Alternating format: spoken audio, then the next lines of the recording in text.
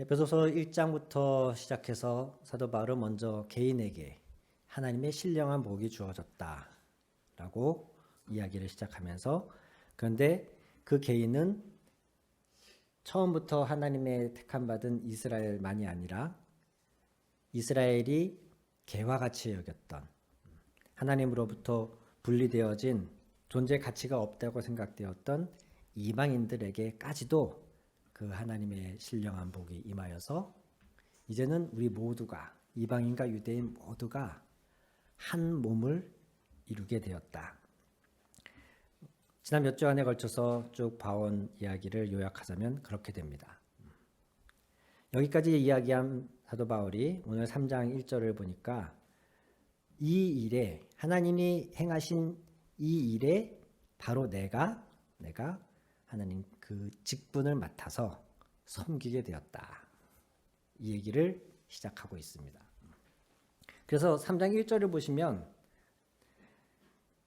이방 사람 여러분을 위하여 그리스도 예수의 일로 갇힌 몸이 된 나 바울이 말합니다. 이방 사람 여러분에게 복음을 전하는 이 그리스도 예수의 일로 인해서 내가 그 사역을 하다가 지금 갇힌 몸이 되었습니다. 이렇게 말을 하고 있고요. 13절에도 보시면 그러므로 여러분을 위하여 당하는 나의 환난을 보고서 여러분이 낙심하는 일이 없기를 바랍니다. 내가 당하는 환난은 여러분에게는 영광이 됩니다.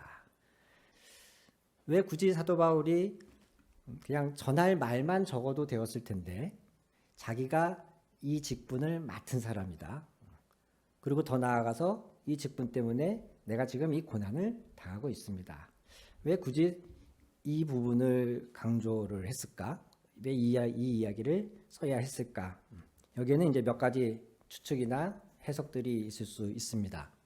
사도 바울이 예수님과 함께 예수님의 공생의 기간을 동행했던 사람이 아니라 예수님 부활하신 이후에 부활한 예수님을 통해서 사도로 부름받은 사람이기 때문에 사도 바울은 가는 곳마다 사실은 이 사람이 사도로서의 적통성이 있느냐, 여기에 대해서 의심받거나 도전받았습니다.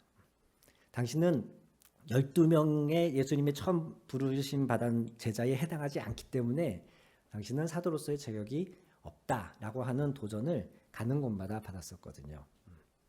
그런 측면을 변호하기 위한 내용일 수도 있고, 나는 분명히 하나님의 은혜로 이 직분을 받았습니다. 일 수도 있고, 또 하나는 13절에 말씀하신 것처럼 이렇게 열심히 선교하고 있는 바울이 지금 옥에 갇혔다, 고난 중에 있다, 이 소식을 성도들이 들었거든요. 교회마다, 소아시아 지역에 있는 교회들마다 사도 바울의 소식이 들리니까 사람들이 걱정이나 염려, 우려들을 하게 되는 것이죠.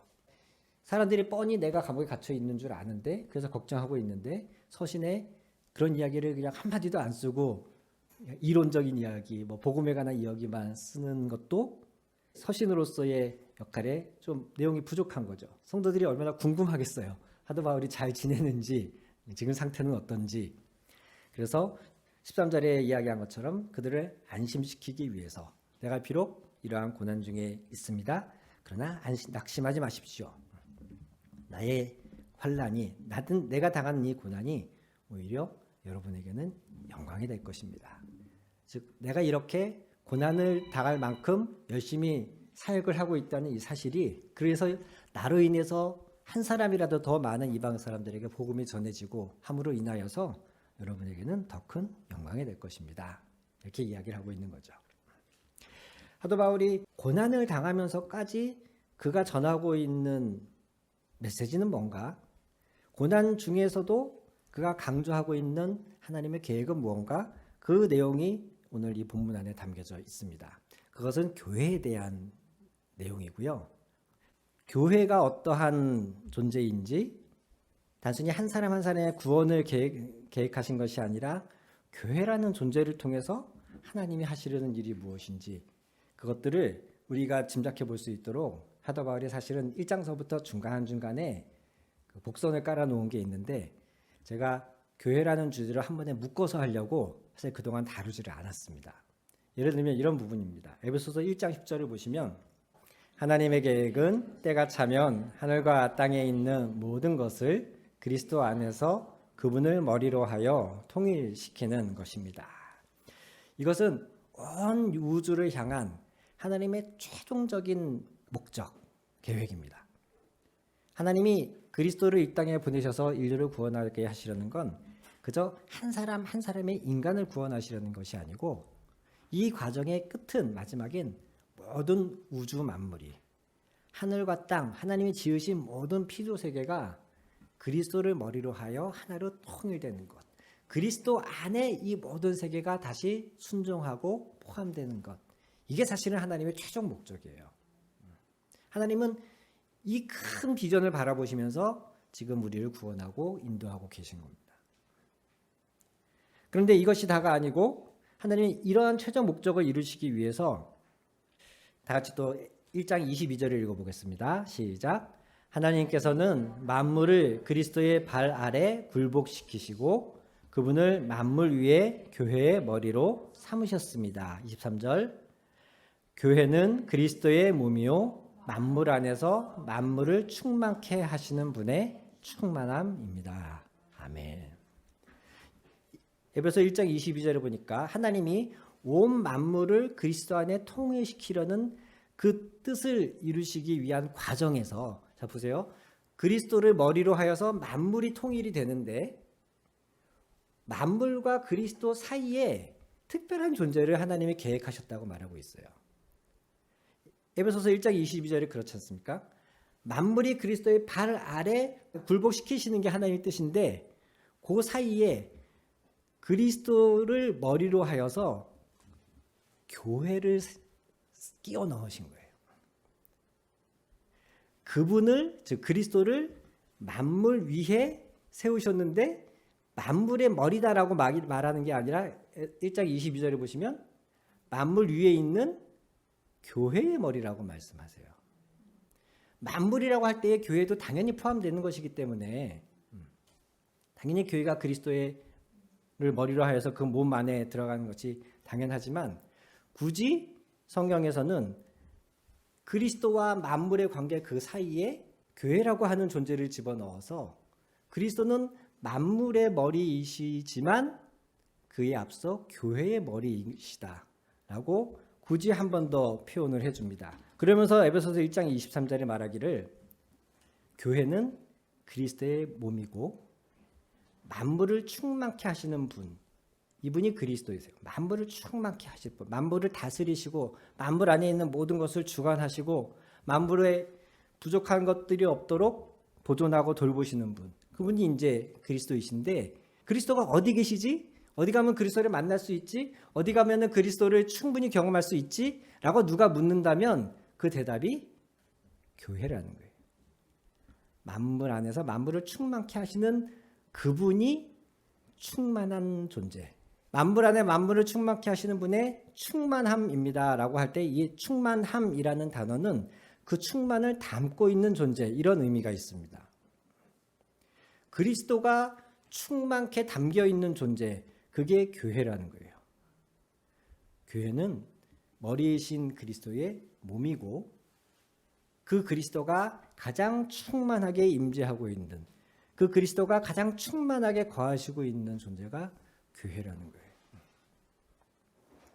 오늘 이러한 교회의 존재를 다시 한번 정리해 주면서 하나님이 교회를 통해 어떤 목적을 가지고 계신지 우리가 읽은 3장 10절에 그것을 말하고 있습니다. 다 같이 읽어보겠습니다. 그것은 이제 교회를 통하여 하늘에 있는 통치자들과 권세자들에게 하나님의 갖가지 지혜를 알리시려는 것입니다. 아멘. 하나님의 최종 목적은 만물을 그리스도의 발 아래 굴복시키고 만물을 그리스도로 인해서 하나로 통일시키시는 것입니다. 그런데 그 과정에서 머리이신 그리스도의 뜻대로 그 뜻을 펼치고 그것을 실제화시키는 존재를 하나님이 따로 계획하셨는데 그게 교회라는 거예요. 그래서 교회는 만물을 그리스도 아래 복종시키려는 하나님의 뜻을 실행하는 그리스도의 몸이라는 존재로 특별하게 하나님의 이 구원 계획 안에 세워져 있는 존재인 거예요. 그래서 그리스도께서 만물을 충만케 하시는 그분이 가장 분명하고 충만하게 자신을 드러내시는 대상, 그 대상이 교회인 거예요. 그 결과는 그리스도를 머리로 해서 그분의 뜻을 행하는 존재이고, 그분이 가장 강력하게 풍성하게 자기 자신을 드러내는 존재가 교회라면, 그 결과는 교회를 통해서 하나님이 어떤 분이신지, 교회를 통해서 하나님의 각종 지혜가 어떤 것인지를 사람들이, 세상이, 또 이 공중것에 잡은 어떤 세력들이 비로소 알게 되는 것. 교회를 통하여 하나님의 각종 지혜를 알리시는 것. 이게 하나님이 교회를 향하여 가지고 계신 계획입니다. 새롭게 신설로 축구단을 만들려고 하는 학교가 있다고 생각을 해본다면, 먼저는 공지를 해서 학생들을 모아야겠죠. 학생들을 모아서 훈련을 시켜야 되지 않겠습니까? 드리블하는 연습을 시키고, 패스 연습을 시키고, 헤딩하는 연습을 시키고, 기초체력이 부족하면은 밤낮으로 달리기를 시켜서 기초체력 훈련을 시킵니다. 그렇게 해서 한 1년, 2년 했더니 그래도 어느 정도 축구 선수 같은 느낌이 납니다. 한 사람 한 사람의 실력을 놓고 보면 체력이나 볼을 다루는 능력들이 꽤나 선수급으로 실력이 향상이 됐습니다. 자, 그렇다면 이쯤 했으면 그 학교에 축구부가 생긴 걸까요? 한 사람 한 사람의 능력이 향상이 되고 충분히 성장했다 싶으면 그 학교가 어엿한 축구부를 가지게 된 겁니까? 아닙니다. 축구는 그런 운동이 아닙니다. 리듬체조처럼 혼자 자신의 기량을 열심히 연마해서 혼자 펼치면 되는 그런 운동이 아닙니다. 축구는 최소한 11명이 모여야 되고요. 그 11명이 모여서 각자에게 맡겨진 자신의 포지션을 정해야 됩니다. 너는 수비, 나는 미드필더, 쟤는 공격수. 우리 원톱을 세울까? 투톱을 세울까? 포메이션은 4-4-2로 갈까? 4-3-3으로 갈까?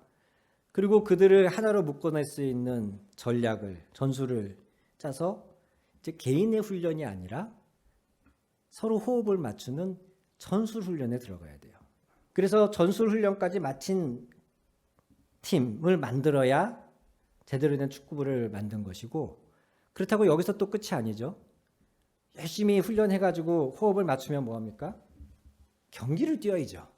최종적으로 개개인의 선수를 훈련시켜서 나아가서는 전술 훈련까지 마치고 다른 팀과 경기를 해서 승리하는 것까지가 그 축구팀을 만드는 목적입니다.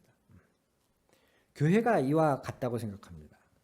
하나님은 우리 한 사람 한 사람을 구원하는 것에서 그치시는 것이 아니고, 예를 들면 내가 복음을 받아들이고 예수님 영접해서 구원받았습니다. 그 은혜가 너무 감사해서 내가 또 다른 사람에게 복음을 전합니다. 그 사람도 예수님을 영접합니다. 그 사람도 너무 감사해서 자기도 또 다른 사람에게 복음을 전합니다. 이렇게 점조직처럼 한 사람이 다른 사람에게 계속 복음을 전해서 그 사람이 예수님을 영접합니다.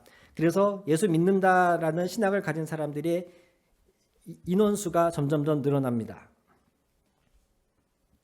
하나님의 계획은 여기서 끝이 아니라는 겁니다.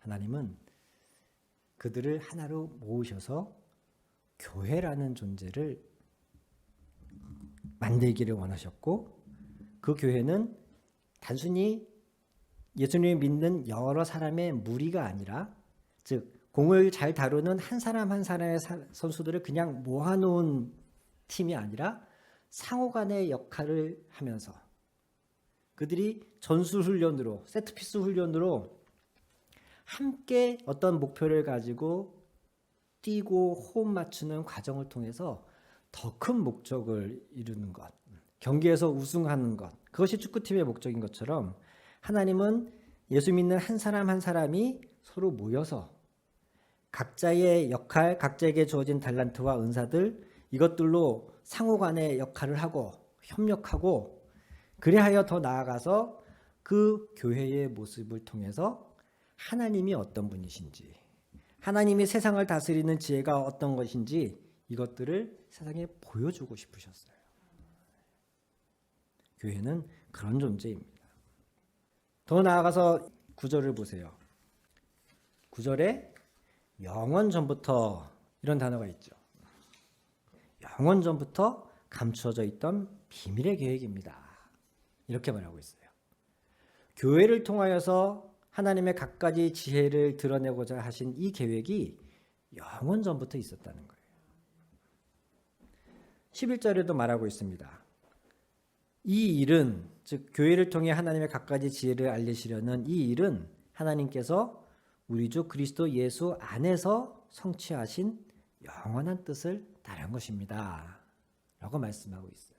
교회는 우연 발생적 산물이 아닙니다. 하나님이 우리 한 사람 한 사람을 구원하려고 하실 그때부터 이미 우리를 모으려고 계획을 하셨었고, 그래서 이 모아진 교회라는 존재가 희한하고도 특별하고도 아름답게 하나님의 뜻을 온전히 실행함으로 말미암아 이 세상의 다른 곳에서는 볼 수 없는, 다른 곳에서는 경험할 수 없는 하나님의 각종 지혜를 세상에 보여주는 것.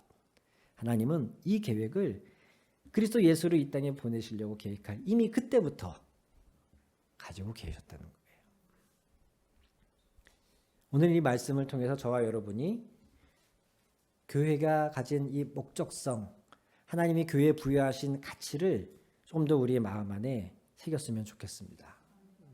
간혹 신앙생활을 하시는 분들 중에 교회의 어떤 조직이나 체계에 너무 크게 실망을 하신 나머지 심지어 혼자서 말씀 보고 기도하고 아니면 유튜브나 이런 것들을 통해서 자기가 필요한 어떤 영적인 도움을 받을지언정 내가 교회에는 안 가겠다, 이런 말씀을 하는 분이 간혹 있습니다. 요거보다는 좀 덜하지만, 즉 교회에 출석은 하고 교회에 가는 것까지는 어쩔 수 없다고 생각하지만, 지난주에 말씀드린 것처럼 교회에 깊이 빠지고 싶어 하지는 않는 이런 분들이 최근에 좀 있습니다. 이런 분들의 생각 안에는 사실 에베소 3장 10절에 말씀하고 있는 이런 하나님의 큰 계획은 모르는 거예요. 여기에 대해서 무지한 거예요. 그저 신앙생활이라는 것이, 구원이라는 것이 내가 예수님 잘 믿으면 된다. 내가 말씀 잘 보면서 나 한 사람의 삶을 그저 하나님의 뜻에 합당하게 열심히 살아가면 된다. 기독교가 이것이 다라고 생각을 하는 거예요. 착각하고 있는 거예요. 그렇게만 하면 구원받을 수 있고, 그렇게만 하면 온전히 하나님의 뜻을 이루고 사는 것이다라고 오해하고 있는 거죠. 성경은 그렇게 말하고 있지 않습니다. 하나님은 우리를 구원하실 때에 처음부터 우리는 예수 믿는 한 사람이 아니라 교회라고 하는 연합된 공동체가 되기를 원하셨고, 이 교회는 이 세상에 하나님의 각종 지혜를 드러내는 특별한 공동체가 되기를 원하셨습니다. 물론 우리는 완벽하지 않습니다. 그래서 조금 전에 말씀드린 분들처럼 교회의 체계나 조직에서 실망하고 상처받기도 합니다. 그러나 우리가 오늘의 이 말씀을 믿는다면, 이 말씀이 사도 바울을 통해서 우리에게 주신 하나님의 말씀을 믿는다면, 실망받고 상처받는다 할지라도 교회를 포기해서는 안 됩니다. 오히려 나를 그렇게 실망시키고 내게 아픔을 주는 교회가 실은 하나님의 이러한 놀라운 계획 안에 있는 아주 중요한 존재라는 사실을 안타까이 여기면서 우리는 교회를 위해서 더 기도하고, 어떻게 하면 이 교회가 하나님의 본래의 목적에 합당한 그런 공동체, 그런 이 세상의 빛과 소금 같은 존재가 될 수 있을까? 우리는 이 사실에 대해서 고민하고 기도하고 노력해야 할 줄로 믿습니다. 우리나라의 근대 역사만 보아도 선교사님들을 포함해서 초기에 신앙을 가졌던 많은 분들이 얼마나 중요한 역할을 끼쳤는지 모릅니다. 예수님이 승천하시고 성령 강림 위에 교회가 만들어진 그 이후에 초대교회 때에도 어떻게 많은 핍박이 있었고 많은 차별이 있었음에도 불구하고 300여 년이 흐른 뒤에는 기독교가 로마의 공식 종교가 될 만큼 어떻게 복음이 이렇게 확산될 수 있었을까? 어떻게 그런 열악한 환경 속에서도 사람들이 복음을 받아들일 수 있었을까? 이런 부분을 생각해 볼 때에 우리는 초대교회가 끼쳤던 그 선한 영향력, 다른 곳에서는 볼 수 없었던 특별한 생활 방식과 그들의 존재 방식, 이것들에 우리는 주목을 해야 합니다. 실제로 이걸 연구한 사람들이 있습니다. 기독교의 발흥이라고 하는 책에서, 이 책은 로드니 스타크라고 하는 사회학자가 쓰신 책인데 그는 기독교인이 아닙니다. 그는 사회학적 관점에서 어떻게 초대교회가 그런 부흥을 할 수 있었을까를 연구하는 과정 가운데에 그가 내린 결론은 그랬어요. 초기 1세기에서 3세기 사이에 그리스 로마 문화가 팽배했던 그 유럽 세계에서 기독교인들의 생활 방식은 유일하고 독특했다는 거예요. 그들은 전염병이 도는 상황에서 환자들을 포기하지 않는 겁니다. 전염병에 걸려서 죽은 사람들을 시신을 정성스럽게 장례를 치러줬다는 겁니다. 그들은 여자아이는 마음에 들지 않으면 갖다 버려도 아무 상관없던 그 당시의 그리스 로마 문화권 안에서 남녀를 떠나서 모든 아이들을, 모든 생명들을 소중하게 여겼고, 너무나 당연시 남성에 비해서 여성들이 차별받는 그 시대에서도 기독교인들은 상대적으로 일반 사회와는 다른 여성들이 존중받고 리더로 세워지기도 하는 그러한 모습들을 보여줬다는 거예요. 그들이 보여준 이러한 독특한 생활 방식, 그들의 이 존재 방식이 사회학자 눈으로 봤을 때에는 그 당시의 사람들에게 감동과 도전을 줬다. 이렇게 말하고 있습니다. 물론 선한 행위나 어떤 봉사활동이 우리를 구원하게 하는 것은 아닙니다. 그러나 구원받은 사람에게는 반드시 그 구원받은 삶의 열매가 드러나야 한다고 성경은 말씀하고 있습니다. 초대 그리스도인들이 바로 함께 모여서 다른 사람들이 보여주지 못했던, 그 당시의 상식으로서는 이해할 수 없었던 이러한 특별한 사랑의 방식으로 서로 공존하는 모습을 통해서 초대교회는 핍박받는 가운데에서도 로마에 깊이 또 널리 퍼질 수 있었고 마침내는 공식 종교로까지 인정될 수 있었던 것이죠. 오늘 우리가, 저와 여러분이 하나님의 이런 특별한 계획 안에 이 교회로 모였다고 믿습니다. 특히 또 오늘날에는 교회가 참 많죠. 특히 한국 사회에서는. 마음만 먹으면 사실 얼마든지 여기 계신 분들도 주일날 같은 시간대에 다른 교회 가서 예배하실 수도 있잖아요. 더 이상 교회를 내가 다니는 지역 안에서만 선택해야 된다. 이런 암묵적인 룰이 오늘날에는 없습니다. 그렇게 볼 때에 오늘날 우리가 교회를 선택하는 것은 과거보다 훨씬 우리 개인의 선택에 달려 있다는 생각이 들어요. 캐톨릭만 해도 지금 이사를 가거나 하면은 그 지역에 있는 성당으로 적을 옮겨줍니다. 근데 저희 교회는, 개신교회는 그런 게 없잖아요. 그러니까 거의 순수하게 자기가 마음을 먹으면 얼마든지 어떤 교회든 선택할 수가 있어요.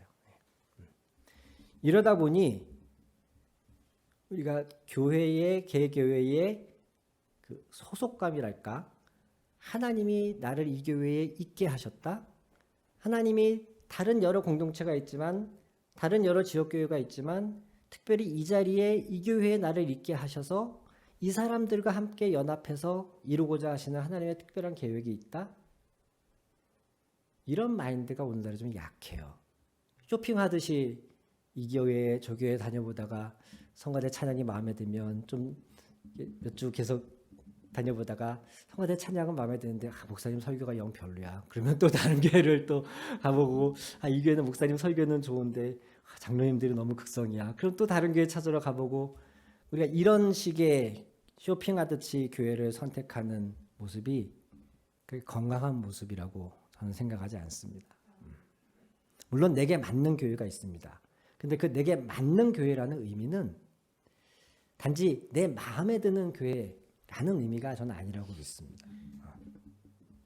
내 성향이나 내 기질에 도움도 되고 나를 채워주는 부분도 분명히 있어야겠지만 나를 통해 하나님이 이 교회에 하고자 하시는 그러한 하나님의 목적과 뜻까지도 우리는 함께 고려하고 기도해야 하는 것이에요.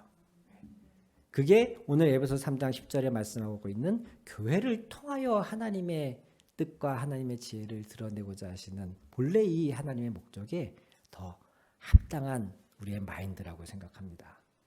내가 해야 될 역할이 없다면 나와 이곳에 있는 다른 모든 한 사람 한 사람이 서로 연합해서 서로 연결되어져서 함께 이뤄갈 어떤 하나님의 뜻이 없다면 그 부분을 내가 인식하지 못한다면 우리는 신앙생활에 상당히 많은 부분을 사실은 놓치고 가고 있는 것이에요.